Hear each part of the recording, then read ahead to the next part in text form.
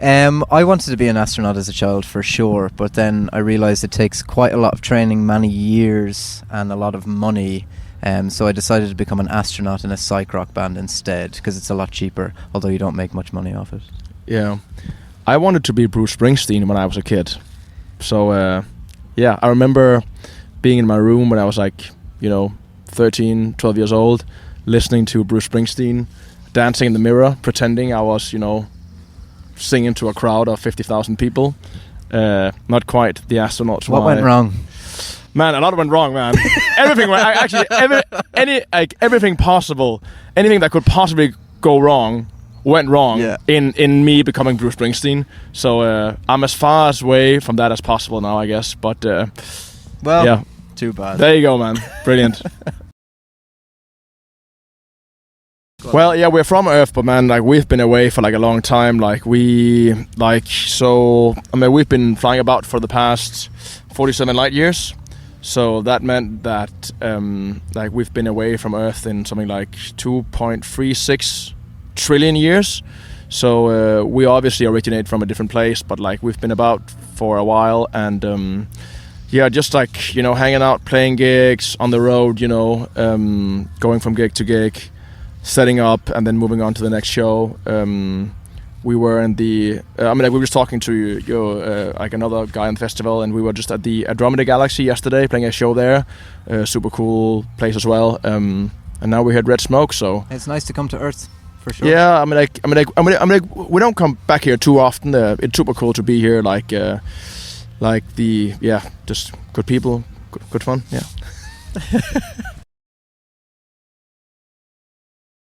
Eternally unknown, I think, and I think we have discovered a lot of eternally unknown things. We visited a lot of planets and played a lot of shows on a lot of different planets. Yeah. Usually there's a lot of different life forms out there on each planet, some welcoming, some unwelcoming to us. Yeah. But we always set up and we always manage to play somehow. Yeah, that's true. Space, man. To all those out there who haven't been into space yet, it's just it's a different thing because you actually change when you go into space. Humans are only humans via Earth. So you are a human, right? Yeah. If you went into space for 6 months or a year, you would no longer be a human. You would be a different. You would look like you, but your brain chemistry, everything would change. So humans are only humans on Earth, and so when you venture out, you do eventually encounter, as Shane rightly said, many different creatures that may or may not look like humans, but they're entirely different creatures, for better or for worse, depending on where you are, and so there's so much to experience in space, and it's really not something that can be described in words.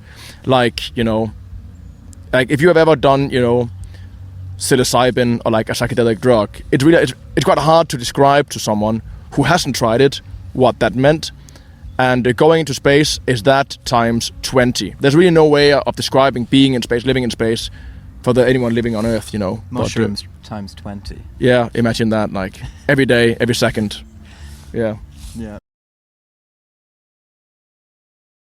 We are following it, man, but we're quite far away from it a lot of the time. Yeah, also, right? we are kind of doing our own thing. It's a bit when we see the NASA scientists and when we see the NASA astronauts and the whole centers they have, it's a bit like looking at an ant's nest or looking at some insects running around.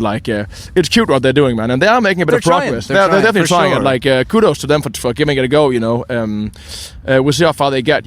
But we'll be there to greet them when they come up in the upper echelons. So we'll be ready for it. And but we do follow it with great interest, and always excited with the newest updates from NASA website or such things. Yeah. I remember it very fondly. It was unbelievable fun, actually. I remember it was a really sunny day and the suits were very hot. I remember sweating a lot, but I mainly remember the people. The people were amazing, and we had so many great conversations with everybody after the show. That's what I remember the most. Yeah. I also agree with that. I think I was very grateful to meet some Polish people. I think, of course, it's a bit hard to generalize about a population because people are just different. But I do find Polish people to be exceedingly kind and polite, like extremely polite, extremely friendly and graceful and like humble and just super sweet and super kind, you know. I felt maybe some people were a little bit shy, maybe because like some people don't speak. Many people spoke better English than what they thought they did, so maybe they were a bit afraid to talk to us, I felt like. But it was just such a great pleasure to meet some Polish people, I thought. Yeah. That I mean, that's actually one of the things I love about traveling, seeing new places, meeting new people, and so that was super cool. And yeah, I mean, like, yeah, the service is amazing here at Red Smoke. We were staying in a horse ranch. We were staying in a horse ranch with like massive breakfast the next day, big beautiful like wooden cottage. Like we've never been taken care of as much. No, I don't think. Not even close. I mean, like we've never had as good service as in Red Smoke. It's absolutely like unparalleled. The service so here. nice. Yeah, I mean, we wrote to Jed. I think we played here the first time 2 years ago, and then we were like, we want to come back as soon as possible. Yeah. If we actually wrote him possible, last year. Yeah. Hey, can we come back and play in 2024? And Jed wrote us back then. He was like, no, you know, like you to come back, played, you just played it. Like, come on, like guys, you just played it. Like, relax. Like we were like, okay. Yeah. And then I don't know if we wrote him again this winter. Or if he wrote us. I think we wrote him again. Probably. Man, very few people write us directly. It's usually us who have to go and kick down doors and be, hey, here are we. Anyone want to have us play?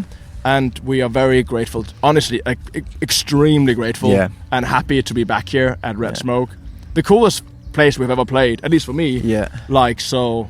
And we got a very fun slot. We're playing at 11 o'clock in the evening, so that's going to be a lot of fun. Very happy for that. Very grateful for that.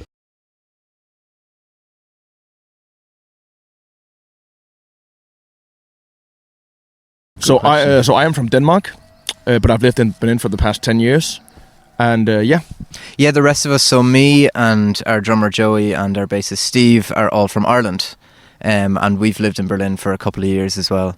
But funnily enough, we actually all know each other since we were like 12 years old. Yeah. I mean, like Shane, I've known for 5 years now. Yeah. Joey for 3.5 years. Yeah. And Steve, like the bass player, I've known him for like 7 or 8 years, I think. So basically, Steve, he moved over here, and then his friends slowly trickled over, and I just met them through Steve, kind of, in a way. So and absorbed them into Ixzhilion. Yeah. So that's that basically. Yes, like absolutely, yeah. Like I said before, like I'm a huge fan of King Gizzard. Yeah, I mean, like, I've been listening. I mean, King Gizzard has been my favorite band for, I think, 10 years, and still hard to say your favorite band. But you know, if I had to pick one, you know, like if you held the gun to my head, like who's your favorite band, I would have to say King Gizzard. But also, yeah, I listen to Can, Neu, Kraftwerk. I listen to Slift.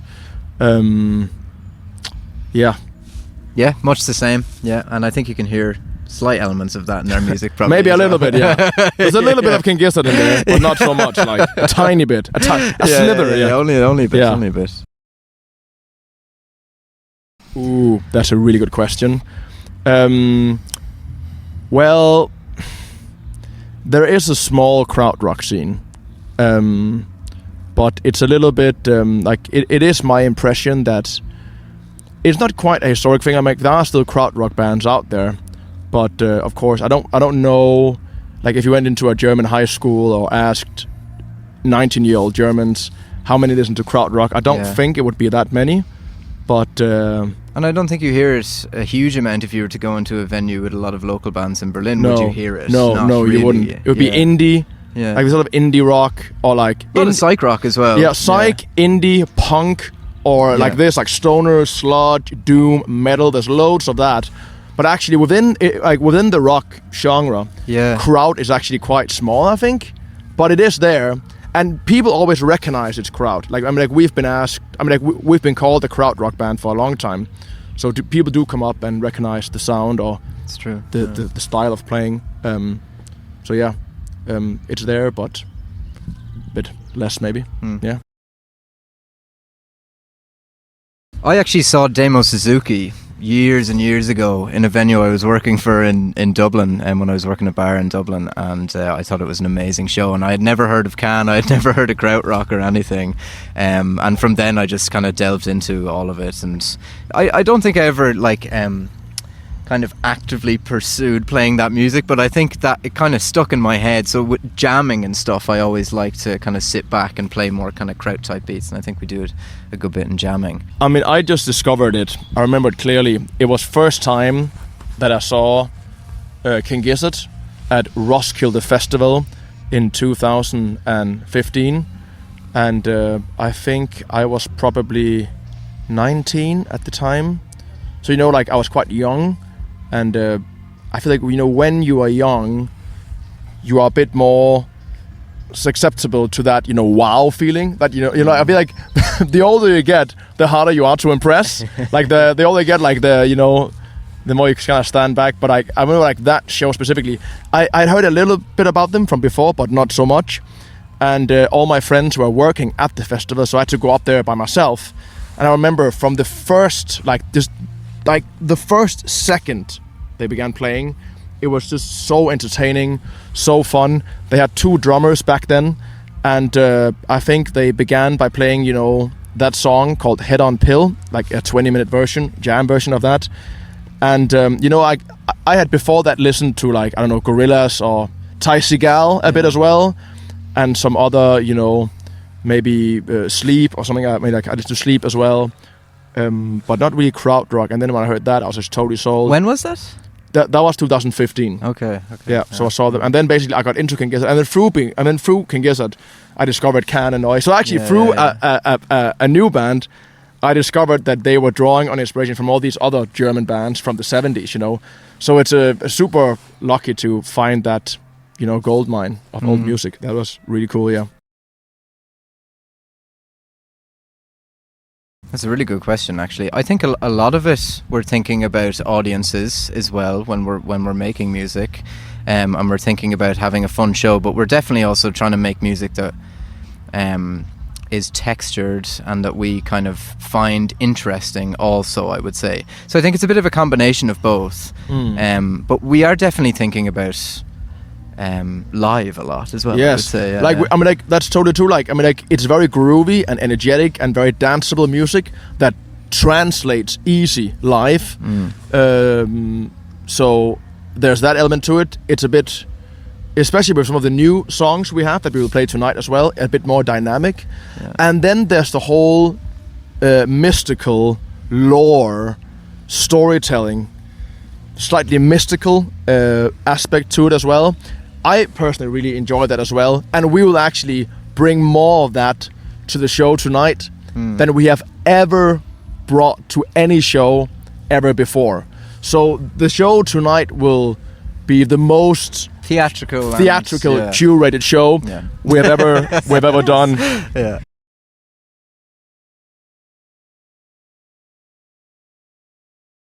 So is space travel, because I guess Final Frontier is less of a kind of fun and playful song, right? Do we have some troubles in space sometimes? I think absolutely we do. Absolutely all the time. Yeah. Actually, a lot of the time. We're clinging on to our lives every single day, man. Like living on a spaceship is very dangerous, and you encounter a lot of shit in space that, I don't know. It's dangerous out there, man. And it's definitely not just fun and games. And also, I mean, we are on a mission to, save you fucking guys down here on Earth, you guys are in big trouble sometimes. You don't know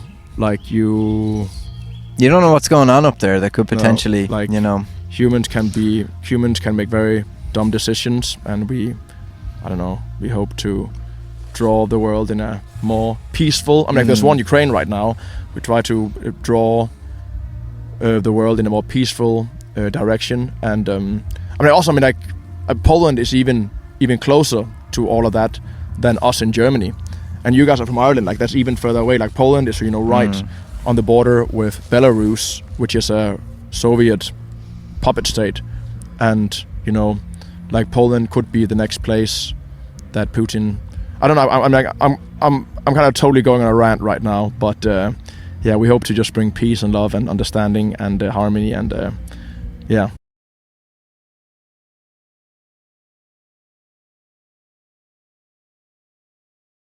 I think it's quite vague actually. Like there's no like I think in our writings we try to keep it quite not so concrete.